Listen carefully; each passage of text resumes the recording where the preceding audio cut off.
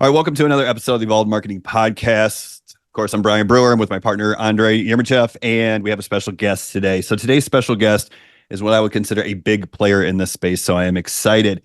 He's the founder of ENTRE Institute, which is a very well-known education platform, and he's also the voice behind a podcast called Unlock Your Potential. So if you don't know who we're talking about, it is Jeff Lerner that we'll be speaking with today. Welcome to the show, Jeff. So grateful to be here, guys. Appreciate you having me and excited to serve the audience. Yeah, we're super excited that you happen to join us on this podcast. We would love to hear more about your story, how everything started.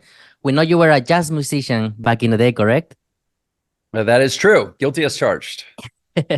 So how was the transition from being a jazz musician into, getting your own entrepreneur journey going? Well, I like to joke that it was a nice confidence boost going into entrepreneurship, particularly digital entrepreneurship, spending a lot of time at a computer because I had a really good track record of teaching myself at a keyboard, you might say. And so, and I think that's a sort of a silly, silly joke, but it goes a lot deeper than that. I really consider being a jazz musician to be the best training I could have possibly had for the world of entrepreneurship. And still to this day, I'm often sort of taken aback by how much I feel like I'm still in playing this long, extended improvisational, not even always a solo. Sometimes I'm an accompanist. Sometimes I'm out front as a soloist.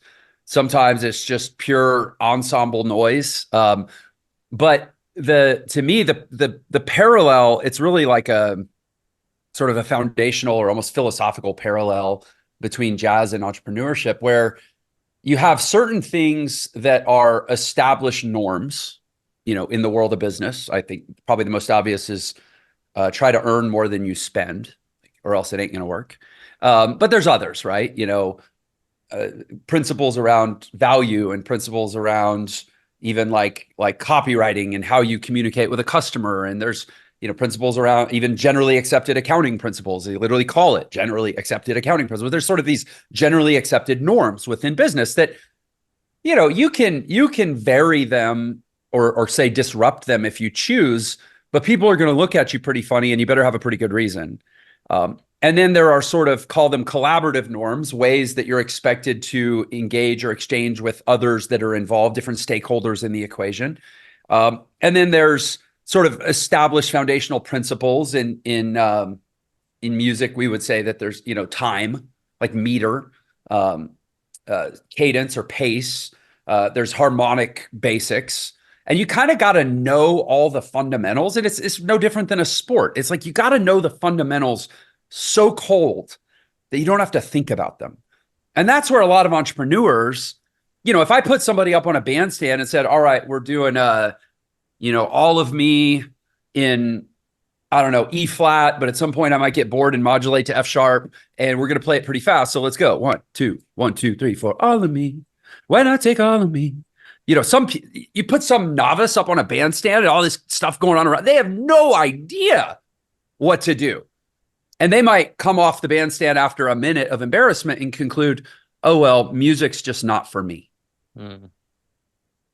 You don't know a damn thing about whether music is for you or is not, because you don't even know the fundamentals, much less how to play fast with professionals, of a song you probably don't even know. And so I think that there's a failure to appreciate the extent to which entrepreneurship is like an art or a sport, where you kind of have to master certain fundamentals. You have to understand what are the controls in the experiment, those things that should only be tampered with at great risk versus the variables or the values that you're trying to solve for in the unique equation of your business or your value exchange with the market.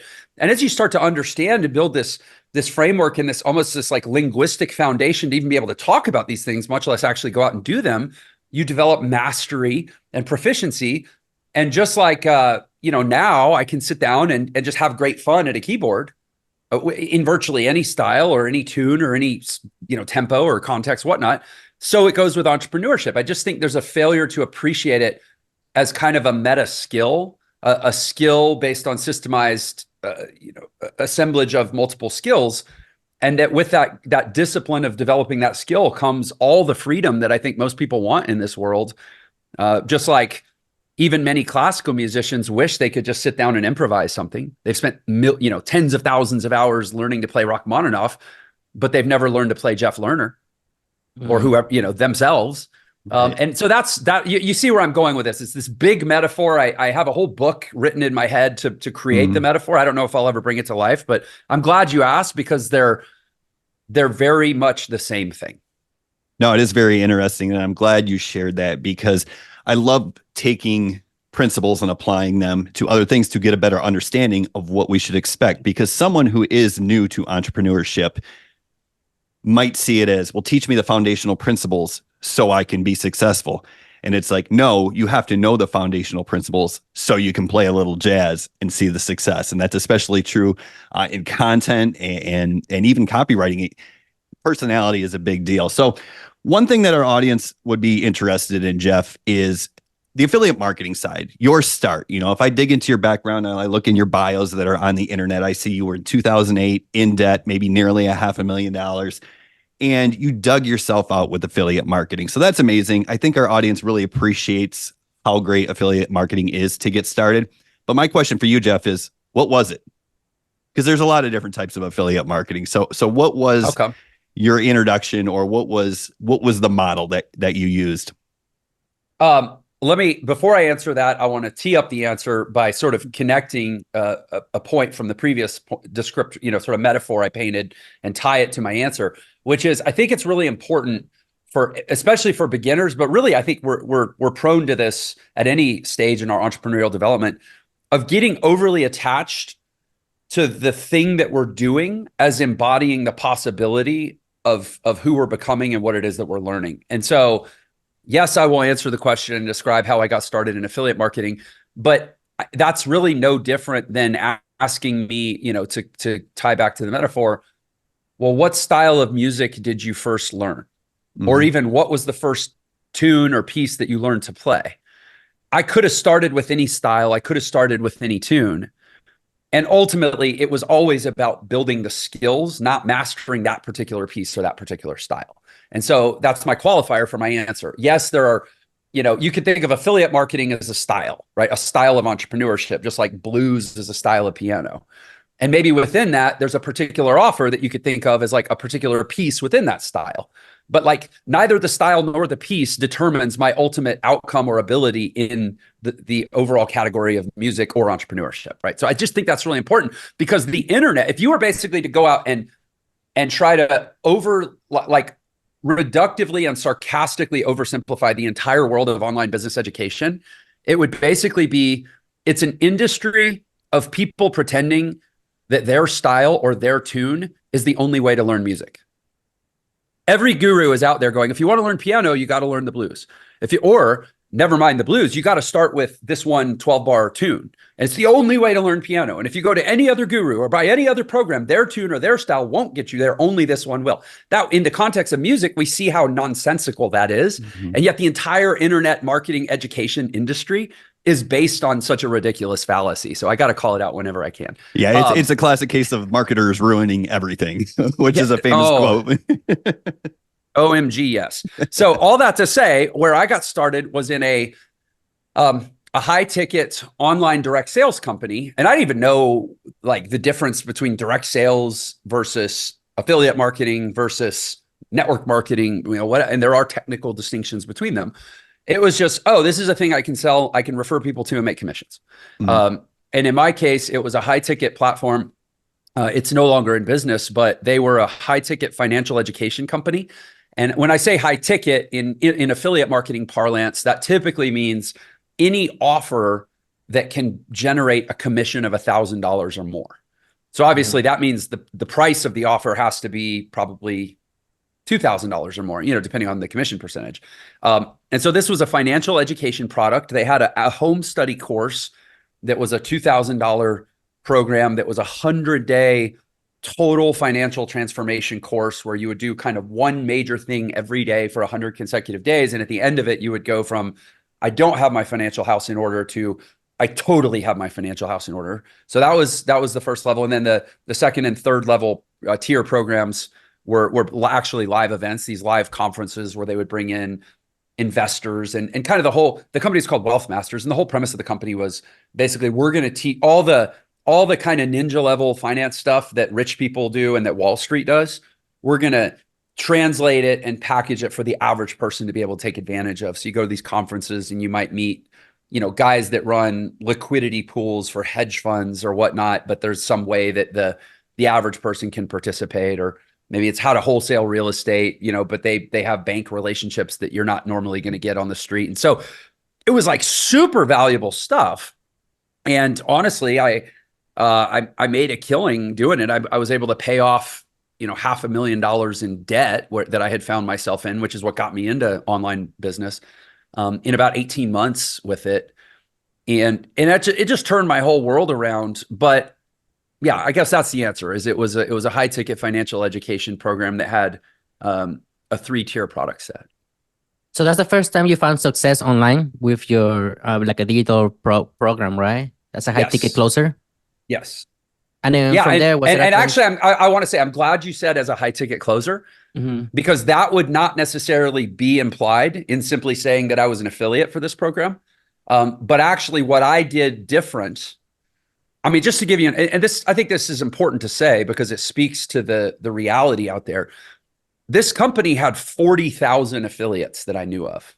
Wow. And again, this is sort of anecdotal, but less than 100 of which made virtually all the money. And 39,900 of which stared at the 100 of us who made the money going, this isn't fair. They must have some hidden secret that they're not telling us. And I don't mean to be belittling, but like that was the reality. And so within 6 months, I was the number 3 affiliate in this program. And so I didn't just have the 39,900. I had the other 97 of the 100 that were making money looking at me going, how come the new guys in the top 3, when we've been here for years? And I will answer that question by saying, because I immediately recognized that the level of success that I needed to have because of my level of debt, like making $50,000 a year wasn't going to do anything for me. That was what I already did as a musician. Like I needed to make like hundreds of thousands of dollars just to avoid bankruptcy. And I was already going through a divorce, and that divorce was directly tied to, perceived financial risk taking. And so it's like, I was trying to salvage my life and I needed like $500,000 relatively quickly, or else I might as well just go start over as a trapeze artist in Bangladesh or, whatever. And so I didn't have like my scale, and I look at this as a blessing, right? I dug myself such a deep hole that my scale for success was probably 10 times bigger than what most people would have been satisfied with. So I immediately came into it going, it's like, go big or go broke. How do I make this a massive win? Because that's the only kind of win that's any kind of win for me. And I immediately recognized it was going to be getting my butt on the phones, doing the gritty grind of being what I didn't know at the time there was a term for, a high ticket closer. And so the main thing I did, if somebody said, well, what is the one mechanical thing that you did differently than what was prescribed in the system? Because obviously you did more than just run the plays of the system, because your result was such an outlier within the system. The one thing I did was I hacked their capture page and I put a field in, an optional field for a phone number. And I said, and I just put phone number, parentheses, VIP access. I don't know. I couldn't tell you to this day what VIP access even meant. I just was like, maybe, some way to encourage people to leave their phone number. And my plan was like, because it's all built around automated follow-up systems and emails and, sell without having to talk to anybody. And I just immediately recognized that as like, that's just telling affiliates what they want to hear. If everything else in my life has always borne out that great results come from profound human to human connections. So don't buy into this internet marketer fallacy that you can just basically turn yourself into a software bot and get great results dealing with people without having to be an actual person. And so I got as many phone numbers as I could. I got every single person I could on the phone. I was making 100, 150 calls a day sometimes. and I was having real conversations with real people into the wee hours of the night. And I wasn't calling to be like, okay, well, you got to go to this link and click the next step and follow through and, I was just like, tell me what is going on with you. Like, why are you on the internet clicking on stuff that eventually led you to me? Tell me your troubles.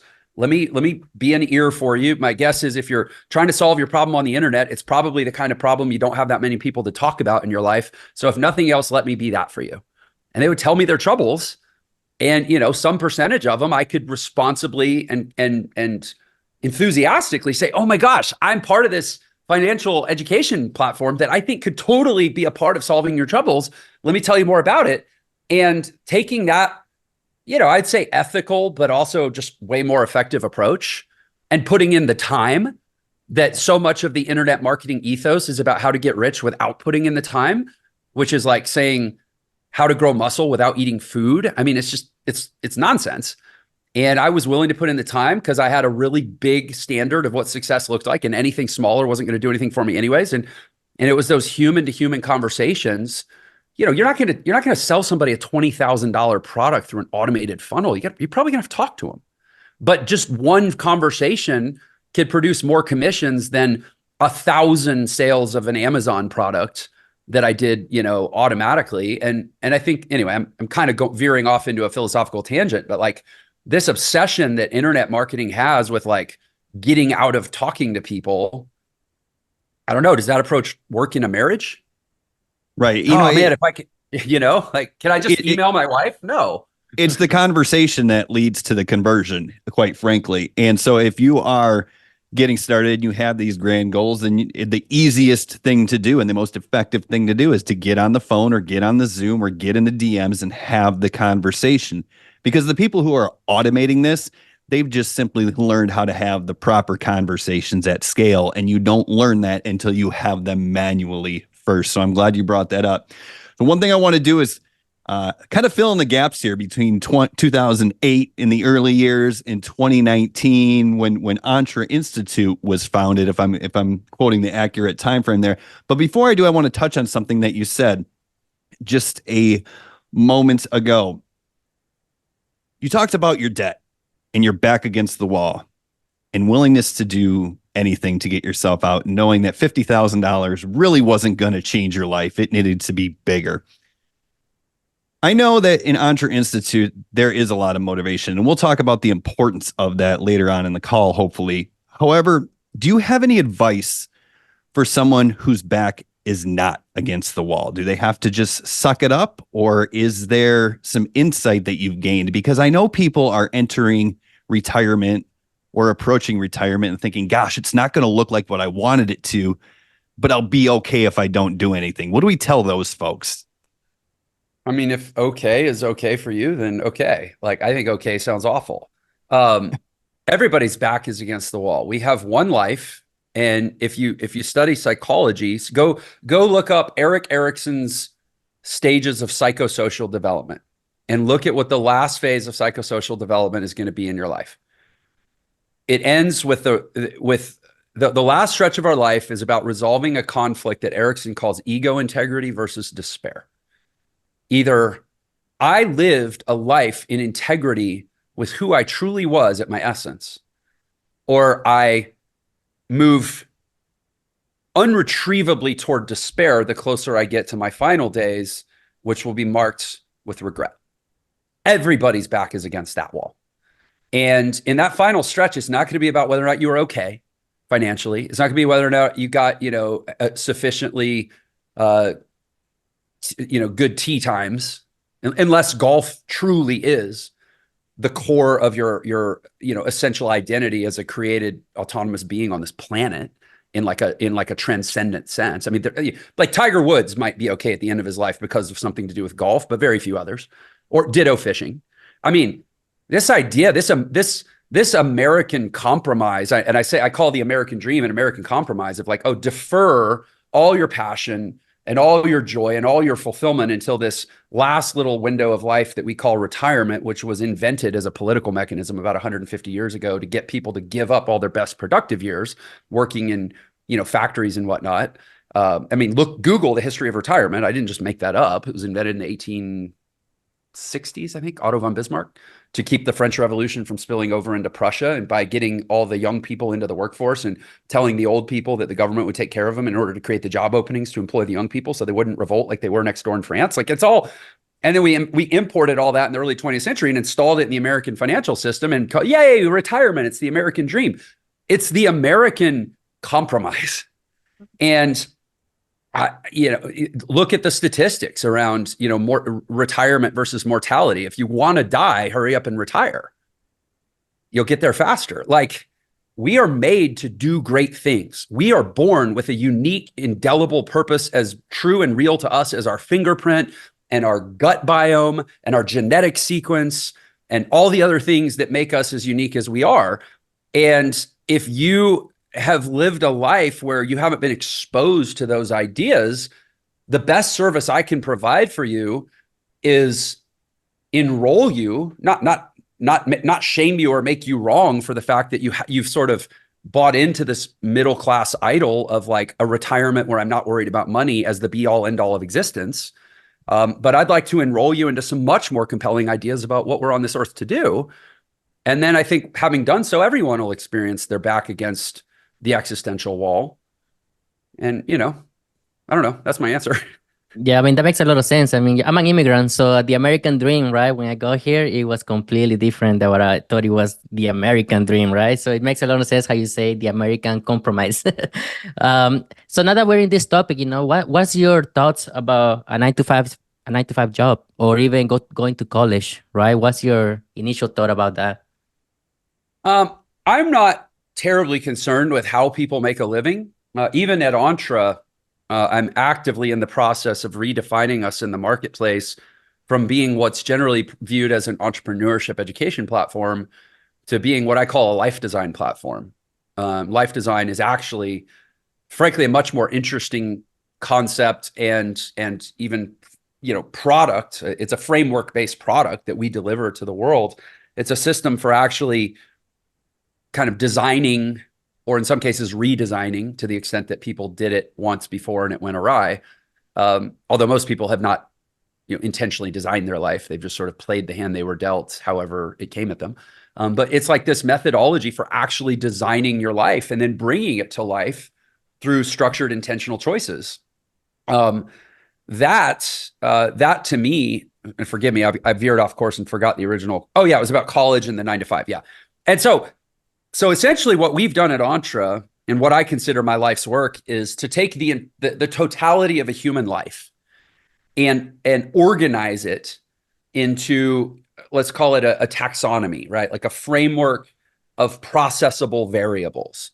So this, and to ultimately create what I call sort of an operating system, or just like an operating system essentially takes all the hard and soft capabilities of a computer and it organizes it into usable functions that can be executed through commands with intention.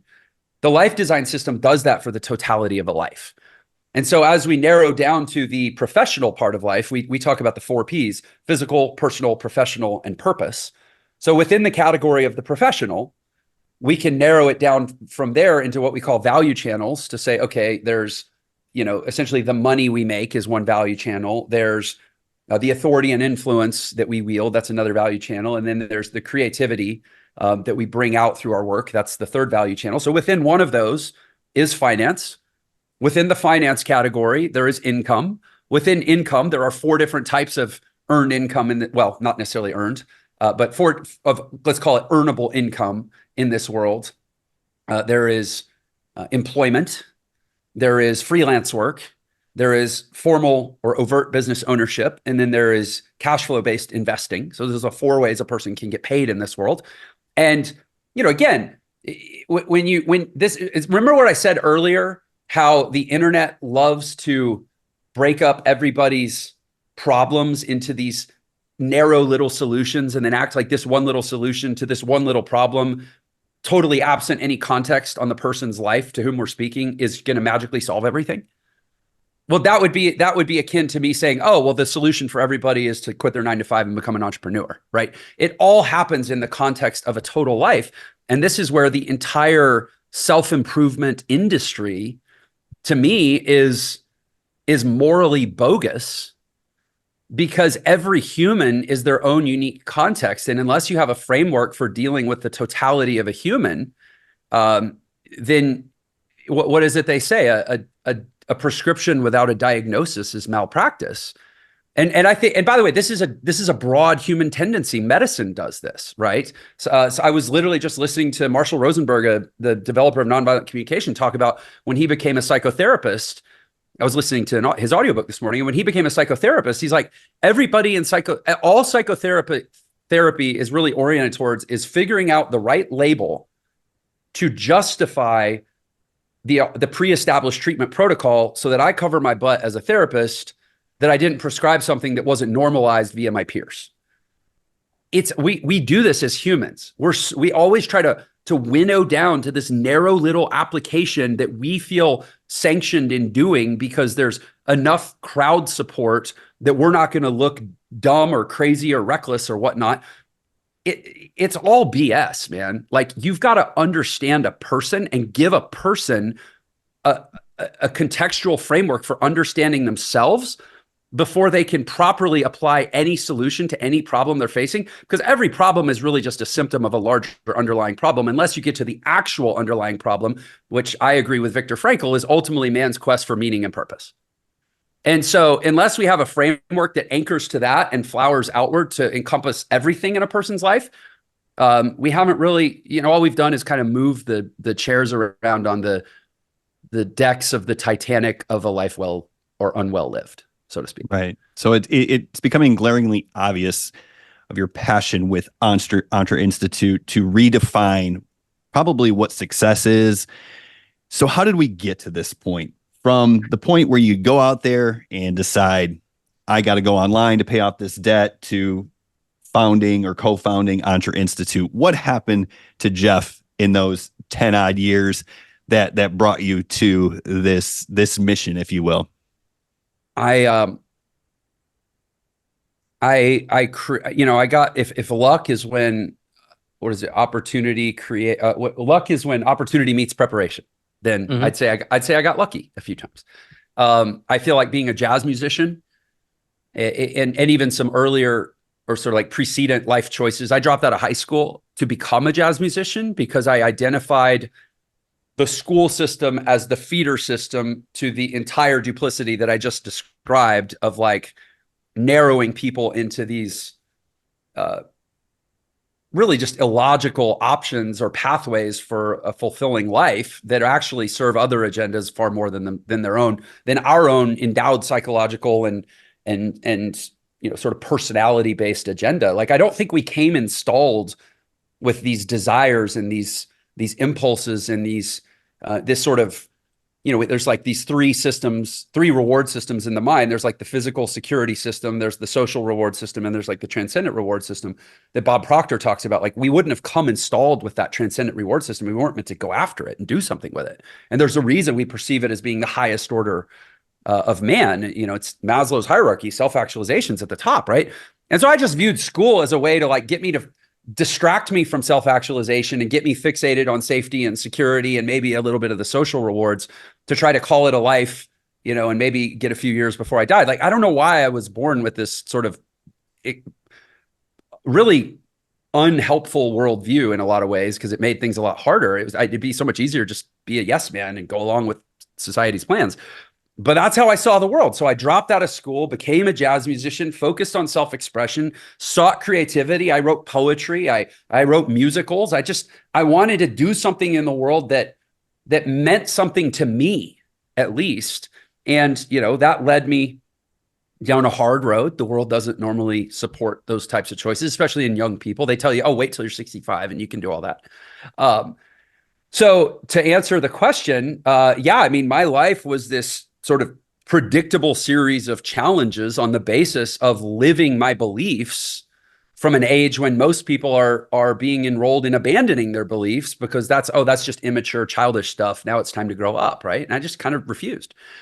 And so you fast forward that at 28, 29, I hit the skids, and that's when I was in all this debt. That's when I got into affiliate marketing. And that's when, my skills as a jazz musician translated over to my confidence and my ability to master this new affiliate marketing thing that I believed I could employ a lot of the same skills of, call it improvisation on a theme within a known structure, through mega discipline, sitting at a keyboard for hours and hours and hours, on the basis that I am a person who can learn and master things.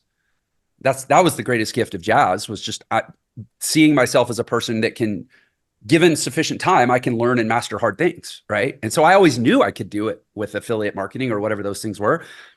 And so I had this conception of self undergirded by these beliefs and values that I had not relinquished like many people do. And that carried me through essentially the answer to your question, which was about 5 years as an affiliate marketer, frankly, doing well. And that was when I sort of established myself as like a, call it a rags to riches or one of these notable success stories in that industry. But from there, I actually got really burned out because so much of the affiliate marketing industry ultimately deteriorates to other people wanting to be successful in the affiliate marketing industry. So they're buying products from affiliate marketers, trying to swim upstream to learn how to be an affiliate marketer. And it's just sort of this like incestuous loop that got really distasteful to me after a while, especially because most people fail because they didn't have those same traits that I described, which is sort of indomitable willingness to keep going and persevere, coupled with a pretty deep self-confidence that I will master this given enough time, coupled with values and principles based life that is willing to suffer and forego money and material rewards as long as it takes to live out my values.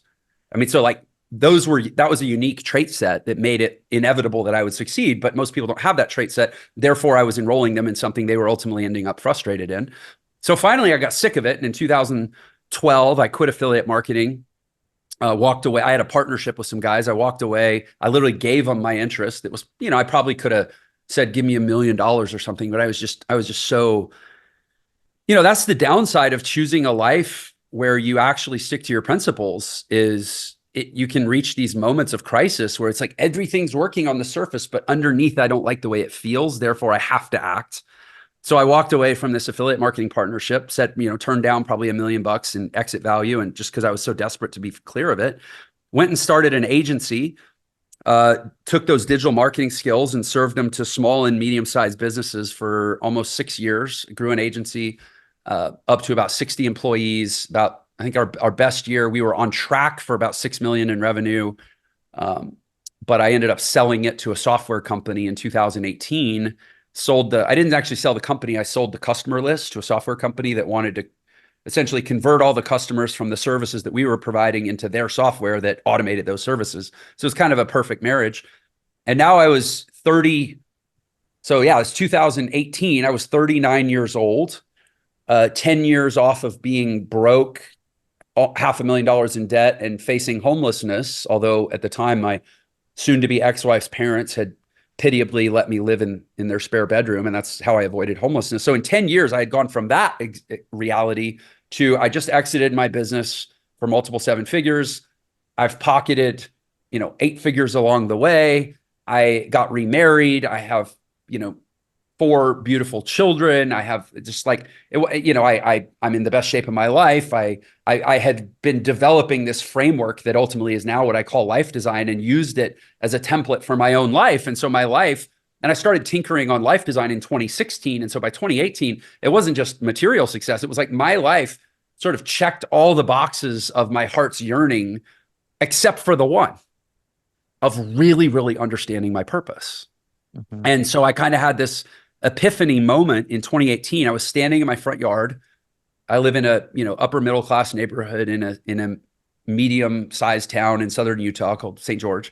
And I was looking around at my neighbors' houses, and it was I think it was a Tuesday morning. I know it was a weekday morning. And I had just taken the kids to school, which I was one of the only dads that gets to drop the kids off in the carpool line. And then I'm home and it's like 10 in the morning. I'm standing in my front yard looking, and like none of the dads are home. They're all at work. They're all grinding it out, trying to get that next raise, that next promotion, maybe go upgrade from a 2-car garage to a 2-car garage with an RV port, or whatever their aspiration is. The ones that went to school, got good grades, climbed the ladder, kissed their boss's butt, do the grind. And I'm this jazz musician who's essentially clung desperately to his principles his whole life. And I'm retired at 39 with an exit. No business training. I mean, I dropped out of high school and I did get into college, but it was just to play jazz piano and study some theater. So it's like, if all this stuff worked out for me and they're still struggling, locked into this retirement deception, maybe I'm on to something. Maybe this life design concept that I didn't even have language at the time, I just called it the 3 Ps: physical, personal, professional. And I kind of organized my life in this framework. But I just had this sense of like, maybe I'm supposed to help my neighbors. Only maybe my neighbors are more than just these neighbors. Maybe the whole world is my neighbors. And because if this can work out for me, and what was supposed to work out for them is so obviously not working out for most people, hence people going around today saying the American dream is dead, because honestly it is, from just based on like economic indicators. And so I just started putting out content to try to help the world and scratch this itch that I had sort of checked all the boxes other than figuring out what is the one thing that I'm really on this earth to do. And as I started to scratch that itch by sharing these ideas, a lot of magic happened, as I think it does when you find what you're really on this earth to do and what all the struggles have been for the purpose of. And, now I get to call it ENTRE. Yeah. Yeah. Something that me and Brian say is success 10 years in the making, right? You always had that drive. You always you didn't want to be comfortable basically where you were at. You always wanted something better. It was 23. Right? For me, it was 23. I'd say it started when I dropped out of high school. Yeah. Yep. So, you never stopped. So that's super important. So now you have ENTRE, right? And for people to get started with ENTRE, I believe they go to the product called the Success Path Masterclass, correct? What are some of the things that you teach in the Masterclass rather to get in the first entry point for ENTRE? So the Masterclass, first of all, is going to introduce people to, I'd say, a few core concepts. One is actually just a level of belief that because it's a big paradigm shift for people. We're constantly bombarded with this like Band-Aid concept of like, oh, you got a pain point here, put this Band-Aid on it. Oh, you got a pain point over here, put this Band-Aid on it. You need to lose some weight, you put the V-Shred Band-Aid on it. You need to, build a funnel, put the ClickFunnels Band-Aid on it. You need to, improve your marriage, put the men are from Mars, women are from Venus Band-Aid on it, right? Like, some of those are great programs, but again, it's the same thing we do, like I said, in medicine. It's the same thing we do in career counseling. Like, it's even the same thing we do in religion, that the solution is either a systemic solution that deals at the level of causality and first principle, or it's just kicking the can down the road from one pain point to the next. And that's pretty binary. Either you take on the whole thing or you accept the defeatism of saying, no, that's too overwhelming. I'm just going to deal with the one thing until it's the next thing and the next thing and the next thing. And we play whack-a-mole our whole lives until we have no time left for anything but regret and we're dead. And so you could tell I have like a lot of feelings about this. And I just got really obsessed and passionate about this. And because I see as an affiliate marketer and as an agency owner where I was working with small businesses, I see the wake of casualties of people seeking these reductive solutions. Like even as an agency owner, I had business owners that were absolutely convinced that if I could get them ranked on the first page of Google in their category, that all their problems would go away. Suddenly they'd have better relationships with their kids. Suddenly they'd be able to, never mind just afford to send their kids to college, but like their kid would actually want to talk to them because they could afford. They thought that if they could buy their kids' willingness to communicate with them at the cost of a college degree. Like the reductive tendencies of human thought are just so abhorrent and painful to me. So the first thing that ENTRE tries to do through the masterclass is enroll people into the idea. It's the same thing as like homeopathic medicine. Like stop chasing relief of symptoms. There is a way to just have an overall better quality of life, and even challenging the definition of what we mean by better quality of life. I mean more aligned and more fulfilling, not more money and more dates with hotter girls or whatever definition you've accepted from the world. So that's the starting point, and then at that point, people are they're either in or they're out. Yeah. And if they're out, then I really don't care if they watch the rest of the masterclass. They're going to go back to being fodder for the rest of the self-improvement industry.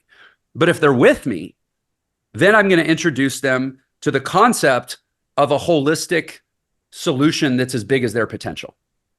And that's going to be about, we have a methodology for re-architecting a life from the ground up, starting at the level of principles and values. It goes principles and values. And then on the basis of principles and values, I define certain agreements that are non-negotiables in my life. And I accept that if I'm willing to keep these agreements, then I have a basis for wanting more. And if I'm unwilling to keep these agreements, then all wanting of more is actually ludicrous. So we don't have to get very complicated. Just let's set some agreements and decide if you're willing to keep them or not. So then from there, and accept that if you aren't willing to keep them, it doesn't mean you're bad or wrong. It just means you're illogical for wanting what would only be possible on the basis of consistently keeping those agreements, right? And in which case, stop buying these products, because the product isn't the answer, you're the answer, right? And so then from the level of agreements, then we get into how to operationalize those agreements through specific decisions in our life. We show that there is such a thing that we call the life design system, but it's basically a structured, intentional way of living across all areas of your life that will, everybody's problems exist along one of those four dimensions: physical, personal, professional, or related to their purpose and sort of the existential void. And if with a life design system, we can get you moving in a direction that literally raises the tide of every boat in your life. And if you're willing, and we actually get, the idea is that if all they do is the class, first of all, they get to keep it, even if they never do anything else with us. And if all they did was install these frameworks and operate from a basic set of non-negotiable agreements in the lane of these frameworks, 5 years from now, 10 years from now, their life, your life, my life, any life would be completely unrecognizable. And it's not motivation. It's not like a bath that you got to retake every day or else it starts to stink. It's a real change in the operating system at the core of our life. And then on top of that, we then say, by the way, you came here probably thinking that we were a platform that would teach you to start a business. Maybe now that you've installed all these principles into your life, you might realize, oh, wait, that was another Band-Aid that I thought I needed. I might not even need it anymore. But in which case, I just want to continue my transformational development journey with ENTRE, and we have what we call life design coaching, and we have this what we call the life design trilogy of live events. There's sort of transformational events to help people deepen these frameworks into their lives, and also change the way they communicate and connect through their life. Because ultimately, you can not only transform your life, you can sort of contagiously and without effort transform the lives of those around you if you simply learn to connect and communicate a different way. And by the way, that can also happen in the context of work. One of the biggest deceptions of this world is that you can really only be a good person in your personal life, but when you get to work, you got to strap your armor on and you got to play the game and you got to be a jerk to get ahead. Because most work environments use a fear and control-based leadership style, and people don't have the technique or frankly the confidence to steadfastly be the change within those environments. And so we end up either going, oh, I got to adapt to the work environment that I'm in and be miserable for the rest of my career, or I got to quit my job and become an entrepreneur. And that's where I say, once you really understand these concepts, you might realize there's a third way, which is just to be differently in all areas of your life, including your work. And maybe you don't even need to start that business, and we can support you in that. But if they still are like, yeah, I want to start a business, then we have something called the Success DNA quiz that can actually help recommend the right type of business for a person based on their unique personality traits and goals and resources and whatnot. Again, a prescription without a diagnosis is a malpractice. A guru selling a business model without knowing if it's a good fit for the person, I would argue, is also malpractice. So we actually have an assessment that points a person in a direction and helps them understand not just what the business is, but why it might be a fit for them. And then we have training on different entrepreneurial paths that can lead to those recommended business types. And we're constantly expanding that catalog and developing more and more trainings, finding experts in those different areas to develop these sequential trainings. But so it's not as simple a process as just saying, oh, you're one funnel away, buy my software. Mm-hmm. But Einstein said it's irresponsible to make things simpler than they can be made. Right. And so we try to do it right, not just easy. So as I was looking through some of the different pages on the website, ENTRE Institute, it really became apparent to me that you are there to help folks as much as they want to be helped, is what it seems like to me. And like you said, if someone wants to come in and start the Success Fast Track, they're going to come away with something. And if they want to go further, you're able to help them as well. So to me, it seems like a breath of fresh air. Someone is listening to this right now. If you could break it down in simplest terms, how would they know, yes, it's for me, or no, it's not for me? Or should everyone just see what they think? Well, I mean, I think there's an inductive and a deductive way to get to the answer to that question. I would say the deductive way is identify all the pain points in your life and add together all of the world's, proposed solutions for those pain points. So maybe it's like, oh, I don't make enough money, so I should go back to grad school, or I should, get Sandler sales certified or whatever. And oh, my marriage is a little meh, so maybe I should go attend a John Gottman clinic and then sign up for some couples counseling. And oh, I'm not really in the shape I want, so maybe I should get a personal trainer, and maybe I should start meal prep or sign up for one of those, Nutrisystem meals delivery services, or maybe I should this and maybe I should that. So that's the deductive ways. Make a list of all your problems, identify the structured solution for all those problems, add up the cost, and then just say, or would it cost me less and be a lot less to juggle if there was a holistic solution that was about installing a new framework for my whole life that would sort of like deal with all of these issues, by the way, and probably 100 more I haven't even thought of. So that would be one way to get there. The inductive way would just be to go, the doctor just told me that I have 30 days to live. Am I totally at peace? Because I've done everything I was here to do. It's not only been a life well lived, it's been a mission well served. And if the answer no, probably time to get a little more intentional and structured about your life. Discipline is freedom. That applies to the totality of a life too, not just individual components within it. So yeah, I mean, you can tell I'm a little bit biased, but I don't think there's anybody on earth that can't live more congruently with themselves. Yeah, at the end of the day, people have to take action, right? If they don't take action, then they're never gonna know if it's gonna be for them or if it's not. Your masterclass, it's almost like a wake up module, right? Either this is for you or it's not. Either you want change or you don't want change. You want to learn a new skill or you don't want to learn a new skill. So you are by yourself, basically, you're eliminating people that are not there with that right mindset, that right mentality. Yeah, I honestly, maybe I'm high on my own supply here. I don't even think it's about eliminating people with the right mindset. I think it's about inviting people to open their eyes to the basis of whatever mindset they possess. Because I think that every human on earth, like the big distinction between humans and all other animals is that we're trying not to be all other animals. That's it. All that people, oh, well, chimpanzees have some semblance of social order, and there's, and they even have basic language skills. Okay, fine. You can blur the line between human and animal all the way up to the point where there's one animal that is actively aware of trying not to be an animal. What does that mean? What does trying not to be an animal mean? It means coming pre-installed with this awareness of this other realm of possibility, this other way of possible being.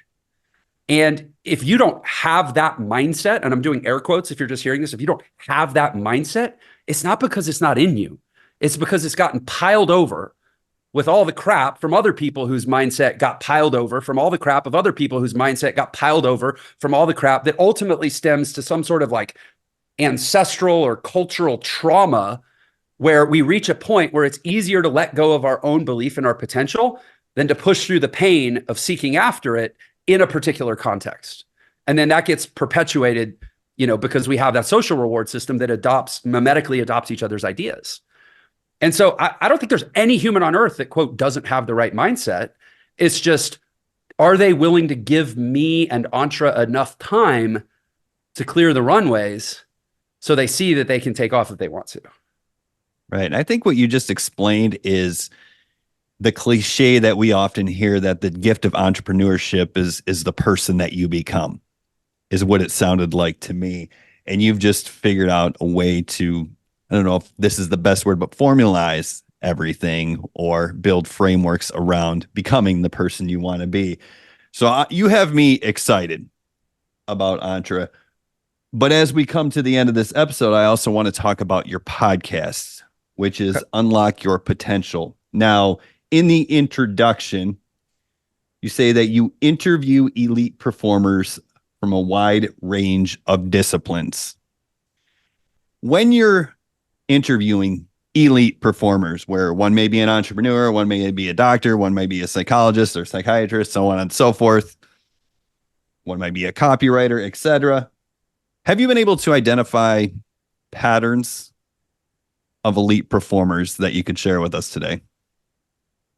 Yes, like an emphatic yes. It is. The show began essentially as, call it a sequence of laboratory experiments to validate my ideas about what human fulfillment looks like in practice. And so I'm not trying to find necessarily the most successful people in worldly terms within a category. I mean, you could argue that Jeff Bezos today is a more successful entrepreneur than Elon Musk because today his net worth is higher because Amazon stock is up and Tesla stock is down, right? Like, I'm not interested in those definitions. I'm interested in people that are visibly out there living their purpose in a context of some sort of, it usually has to happen in a context of some sort of elite performance in some area, because typically living your purpose is coupled with having enough attention from the world to be making an impact.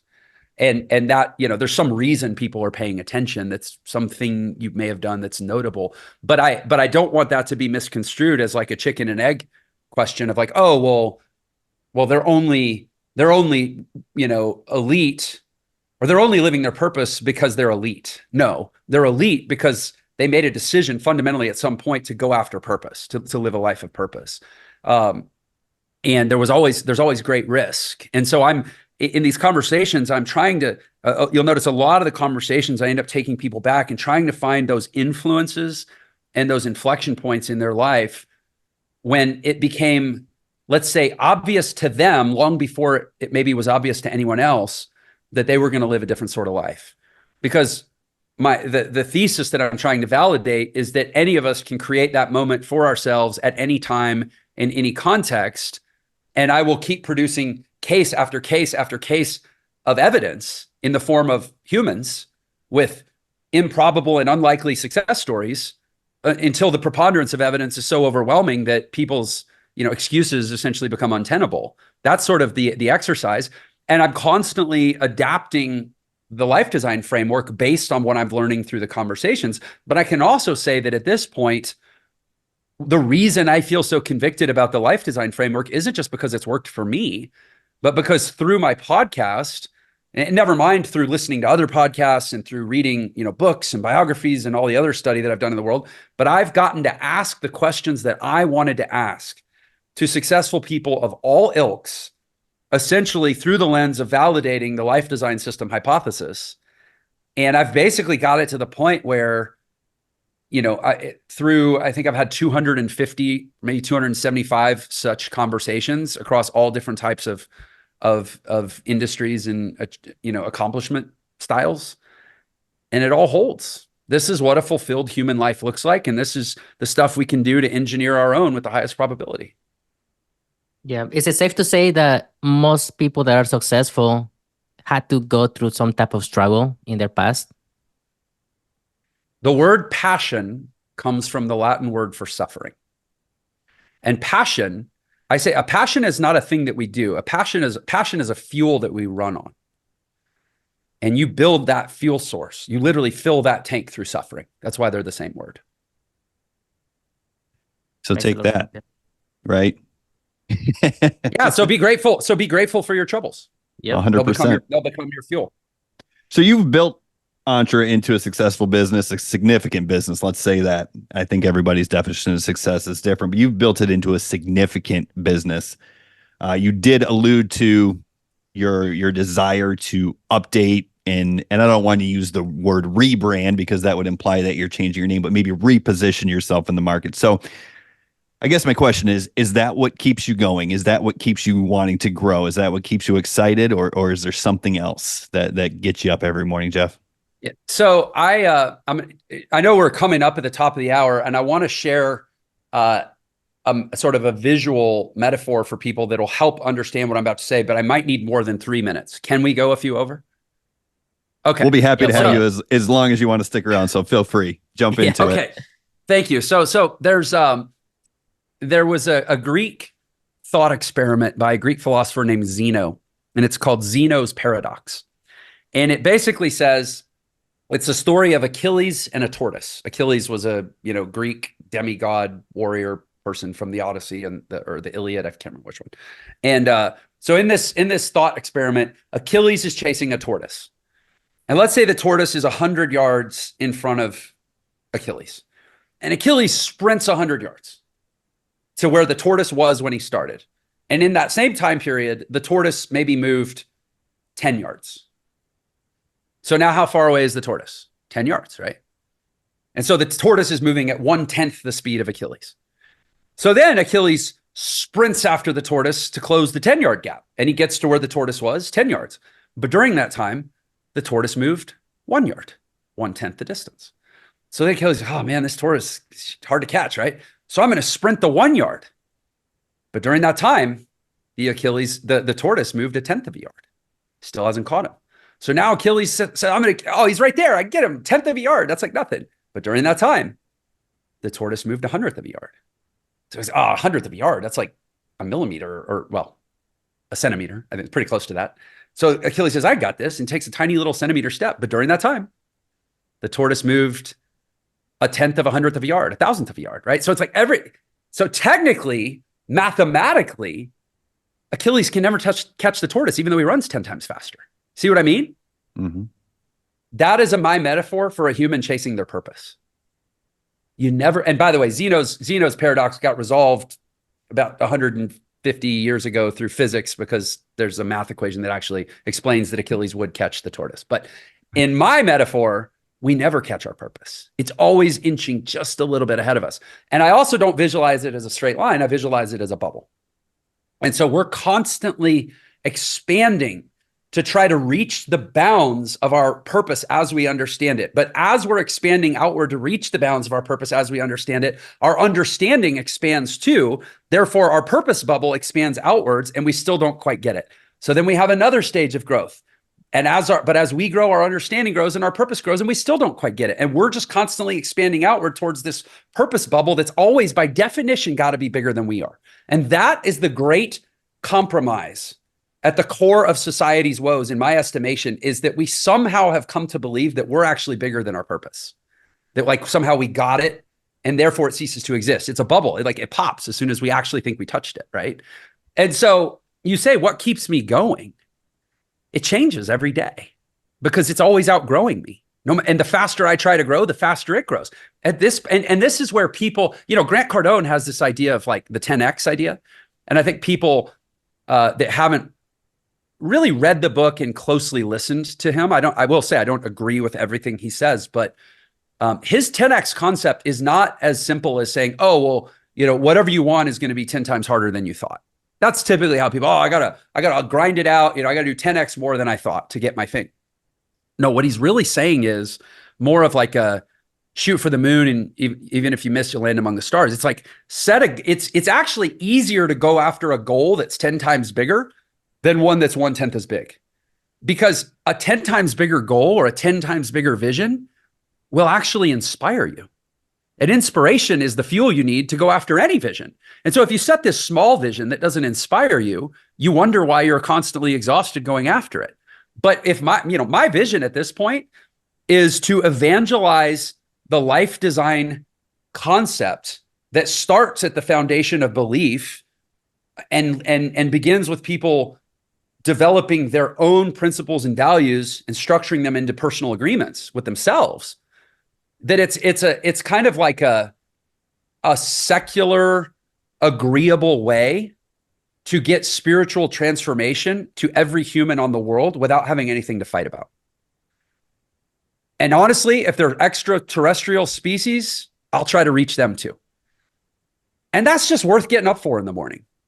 And at this point, anything smaller than that, I experience as a personal compromise. I experience as not eating my own cooking. So I expect that the day I'm not motivated to get up and go after this, it's going to be simply because my health is deteriorated and I'm in so much physical pain that I just physically can't.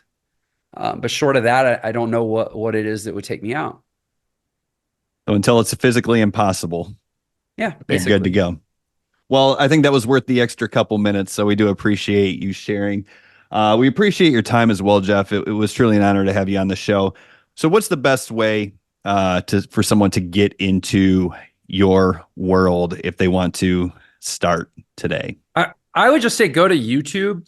I'm not trying to sell anything or pitch anything. I mean, I think I've made it pretty explicit what I offer in the world. I will say I do have a book that's also called Unlock Your Potential. That can be a pretty good starting point, but like, don't buy it unless you're a person that actually reads books. You know who you are. I also recorded it on audiobook. So maybe you're that person. But like, I just would rather people go sample the wares and see if they align. Again, it's not going to be if they have the mindset. It's going to be if they're open to developing the mindset, because I think they all have it. We all have it. And that's my viewpoint on the world. Just go try me out. I think I've got I know what I was going to say. The one ask I have if someone goes to YouTube is the only video platform that I know of that allows you to sort the videos starting with the oldest. Follow the journey. See where I started. Because when you see me now, you bring in a lot of assumptions. See where I was even just 6 years ago when I started my YouTube channel. And you'll be able to track the journey of me working out and operationalizing these ideas, not just evangelizing them in their present state. And I actually think it's a lot more constructive for people because they can see themselves in that process and realize that what I've been doing, anyone could be doing their own version of. So that's my ask. Perfect. Well, thank you so much. It was very nice to meet you. You have a lot of great things for our audience, so we appreciate your time. Thank you guys so much for having me. All right. Thank you, listener. We'll see everybody on the next episode of the Evolved Marketing Podcast.